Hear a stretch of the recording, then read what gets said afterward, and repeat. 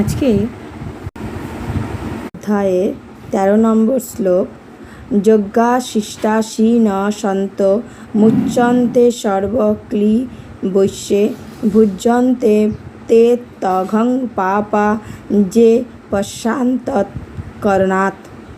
বলছে ভগবত ভক্তেরা সমস্ত পাপ থেকে মুক্ত হন, কারণ যারা যজ্ঞা বিশিষ্ট অন্নাদি গ্রহণ করেন। যারা কেবল স্বার্থপর হয়ে নিজেদের ইন্দ্রিয় তৃপ্তির জন্য অনাদি পাক করে, তারা কেবল পাপই ভোজন করে। আমরা কোনোদিনই নিজেদের ইন্দ্রিয় তৃপ্তির জন্য আমরা কোনো কিছু আমরা গ্রহণ করব না। সদা সর্বদা আমরা ভগবানকে সমর্পণ করেই গ্রহণ করব। যদি আমরা এই কাজটা সবাই করতে পারি, তাহলে আমরা সমস্ত পাপ থেকে মুক্ত হলাম। যা দিলাম থালে তাই দিলাম গালে, সেটা যদি করি আমরা, তাহলে কিন্তু আমরা সব সময় পাপ ভক্ষণ করব। তাই জন্য সেটাকে আমরা গোবিন্দকে, ভগবান তো আর সেটা খেয়ে নিচ্ছে না, ভগবানের চোখের দৃষ্টিতেই আমাদের সমস্ত পাপ দূর হয়।